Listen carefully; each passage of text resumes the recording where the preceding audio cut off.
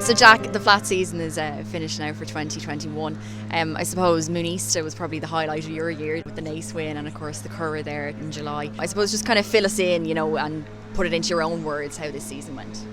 Yes, the season went well overall for me, Holly, highlighted by our top performer Moonista, as you referred to.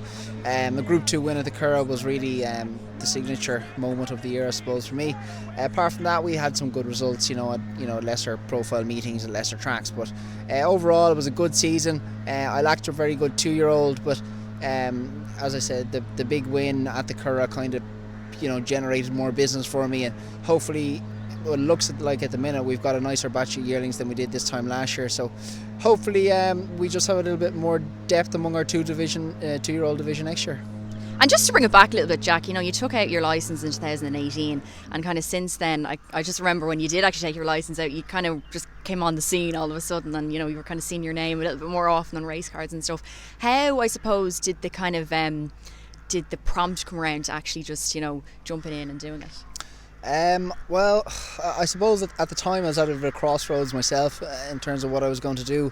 I had experience in every facet of the industry, breeding, racing, and every other kind, anything that goes in between. So I just decided I was going to take the plunge, and I was going to train a couple of horses at a low, for a low start. It was nothing major. It was a couple of homebreds that we probably couldn't sell at the time, and they weren't particularly valuable. So my dad had no other choice but to entrust me with them, and I took out the restricted license, and I got a couple of good results early on in terms of being able to sell the horses, and that put me in a position to put in a gallop. And I suppose the couple of winners then came, and it really snowballed from there. I was fortunate to get a couple of good fillies early on that really were good performers, and that got me a lot of notoriety, I would say, and more fillies arrived from good owner breeders, and then more owners came, and just the whole thing kind of it has been building nicely, but we've a long way to go.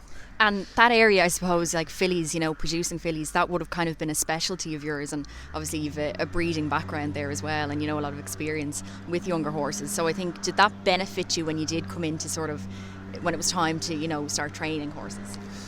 I think so. Like coming from a breeding background and having worked with a lot of young stock, you kind of have a real. I think the main thing I had, what I'm trying to say is the main thing that I had starting out was, I would like to think I had a good level of horsemanship, and I felt like, how hard can the training be? Yeah. Foolishly enough, and I was naive and young at the time, I decided to go training, but that background in breeding with young stock, it lent itself well for when I did go training, and it just so happened that the raw material that I had access to at the time happened to be fillies that we were looking to breed from.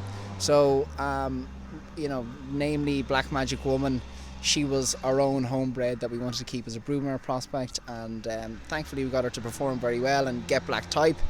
And then Fresnel came along, and she did the same, she achieved the same, and she got us to Royal Ascot. And at the time, no one had heard of me, and just those couple of, those big meetings, and those good. Got your name out there. Yeah, I got my name out there, and I just kind of winged it from there, and here I am. So I'm running to the future, and hope we will be strong. I'm running along. Jack, I suppose then looking ahead to next year, what would your hopes and I suppose aspirations be for the yard, and heading into the spring of 2022?